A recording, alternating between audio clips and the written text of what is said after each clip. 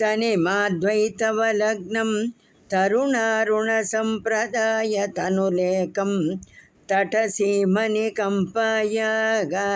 तरुणिम सर्वस्वम् आद्यम् अद्राक्षम् पौष्टिककर्मविभागं पौष्पचरं सवितसीं निकम्पायाग अद्राक्षमातयौवनम् अभ्युदयं कञ्चिदर्थशशिमौळेः संसृतकाञ्चीदेशे सरसिजदौर्भाग्यजाग्रदुद्धंसे संविन्मये विलीये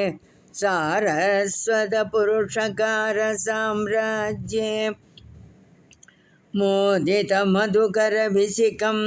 स्वादिमसमुदायसारकोदण्डम् आदृतकाञ्चीकेलनम् आदिममारुण्यभेदम् आकलये पुररीकृतकाञ्चीपुरीम्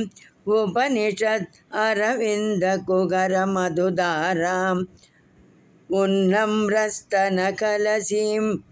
उत्सवलहरीम् उपास्मगे शम्भोः येन शिशुदीर्घलोचनं येन परिपन्ति सन्ततं भजताम् एकाम्रनाथजीवितम् एवं पद दूरमेकमवलम्बे स्मयमानमुखं काञ्चीं हयमानं कमपि देवताभेदं दयमानं वीक्ष्य मुहुर्वयम् आनन्दामृताम्बुधौ मग्नाः कुतुकजुषी काञ्चिदेशे कुमुदतपोराशिपाकशेखरिते कुरुते मनोविकारं कुलगिरिपरिवृढ कुलैकमणिदीपे वीक्षे महि काञ्चीपुरे विपुलस्तनकलशगरिमपरवसितं विद्रुमसगचरदेहं विभ्रमसमवायसारसन्नागं कुरुविन्दगोत्रगात्रं कूलचरं कमपि नौमि कम्पायाग कूलङ्कषकुचकुम्भं कुसुमायुधवीर्यसारसंरम्भं कुड्मलितकुचकिशोरैः कुरुवाणैः काञ्चिदेशसौहार्दं कुङ्कुमशोणैर्निशितं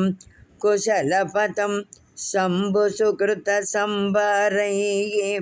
अङ्कितकचेन केनचित् अन्धःकरणौषधेन कमलानाम्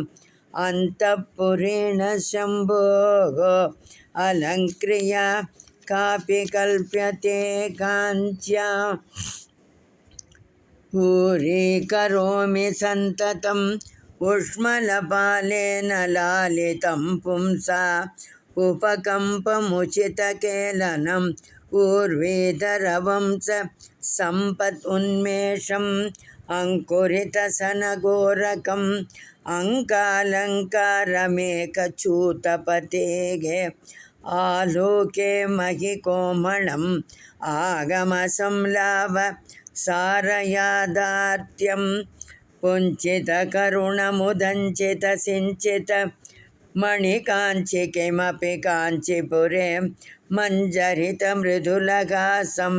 पिञ्जरतनुरुचि पिनाकिमूलधनं लोलहृदयोऽस्मि शम्भोः लोचनयुगलेन लेख्यमानायां लालितपरमशिवायां लावण्यामृततरङ्गमालायाम्।